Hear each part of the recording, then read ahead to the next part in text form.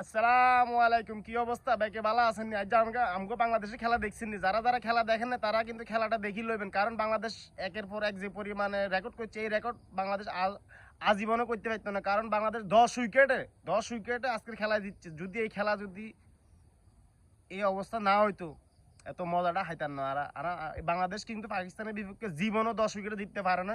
এ first Bangladesh record করছে, কারণ 10 উইকেটের ব্যবধানে দেশকে জিতাইছে। কারণ দেশের যে পরিস্থিতি ভালো না, এতটা বন্যা পরিস্থিতি খুবই খারাপ দেশের। একের পর এক হইলো ছাত্র আন্দোলন যাওয়ার পরে বন্যা যে শুরু করছে, দেশের মানুষের ক্ষয়ক্ষতি, এই ক্ষয়ক্ষতি পুষিয়ে দেওয়ার জন্য বাংলাদেশ ক্রিকেট টিম যে পরিমাণে চমক রাখছে আমাকে বাংলাদেশে, এই চমকটা আর মনে হয় কোনোদিন হাইতার না।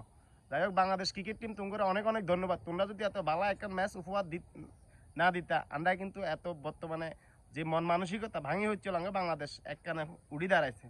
যাই হোক, শুভকামনা প্রিয় টিম বাংলাদেশ, এগিয়ে যাও, অনেক দুর্বার গতিতে এগিয়ে যাও। ধন্যবাদ বাংলাদেশ ক্রিকেট টিমকে, ধন্যবাদ বাংলাদেশ ক্রিকেটের 11 জন প্লেয়ার যারা এই ম্যাচটা সেই একটা ফিনিশিং দিয়েছে। সাদমান, আবার জাকির আলী, সেই সেই সেই সেই এক কথা অসাধারণ খেলছে আমাকে বাংলাদেশ ক্রিকেট টিম। যাই হোক, ভালো থাকবে বাংলাদেশ ক্রিকেট টিমের প্লেয়াররা, তোমাদের জন্য অনেক অনেক শুভকামনা। নেক্সট ম্যাচে আবার তোমাদের সাথে দেখা হবে পাকিস্তানের বিরুদ্ধে। যাই হোক, ভালো থাকবে। আসসালামু আলাইকুম।